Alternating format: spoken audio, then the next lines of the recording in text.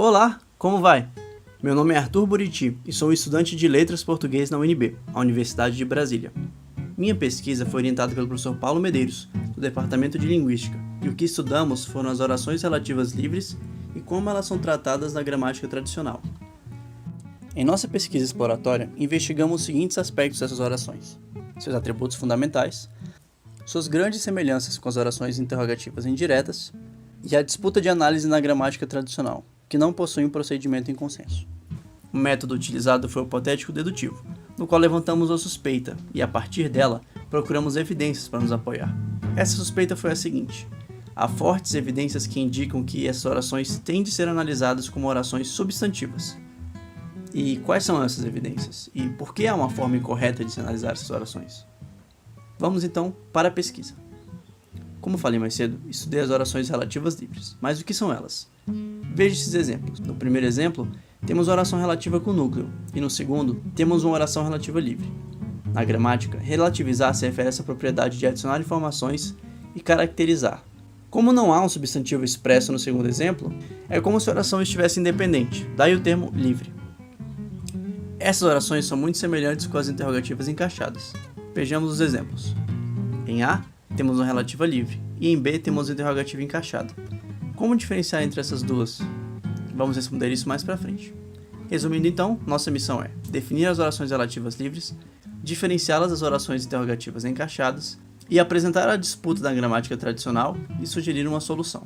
Para começar a falar sobre as relativas livres, precisamos falar sobre os pronomes que as introduzem, os pronomes relativos. Eles condensam traços de nome, como quem para humano, o que para objetos, quando para quantia, quando para momento e onde, que é local. Nem todos os pronomes relativos podem introduzir as relativas livres. Como o que, o qual e o cujo não condensam esses traços, eles não servem para isso. Embora hajam divergências no estudo dessas orações, há um certo consenso na classificação dessas estruturas.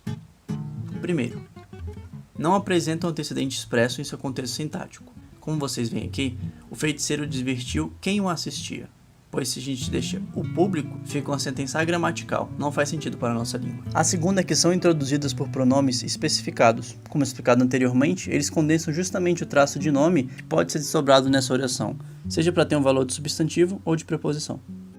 A terceira e mais fundamental característica é a que apresenta uma interpretação genérica para o pronome relativo que as introduz.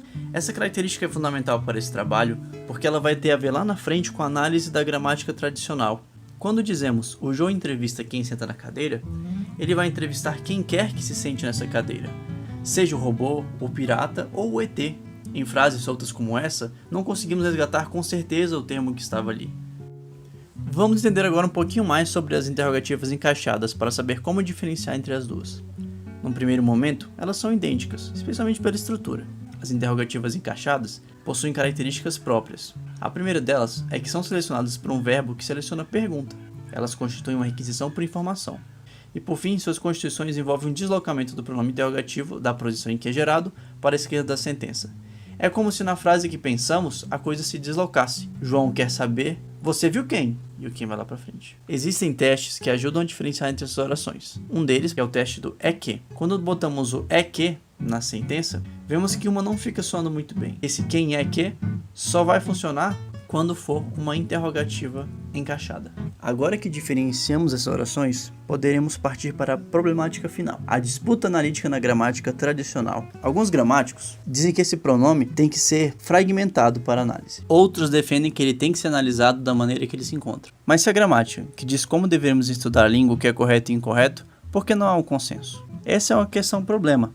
Como definido por Carlos Mioto em seu manual de sintaxe, a gramática tradicional apresenta os seguintes problemas: de se basear em correto e incorreto, e não na ciência da linguagem, e também em uma grande incoerência metalinguística, já que cada autor de gramática vai ter o seu ponto de vista em seus termos. Então quem está com a razão? Como vimos inicialmente nesse trabalho, não é simples fragmentar esse pronome. Embora ele tenha se formado por um processo de fusão, fragmentá-lo cria uma estrutura distinta da original. Sendo assim, a posição mais adequada de análise é o pronome da forma como ele se encontra na sentença. Ou seja, ele é uma oração subordinada substantiva. Ele também pode ser uma oração subordinada adverbial. Aqui vão exemplos. Esse foi o vídeo. Como o tempo foi curto, algumas explicações ficaram mais corridas e breves. Eu espero que você tenha gostado.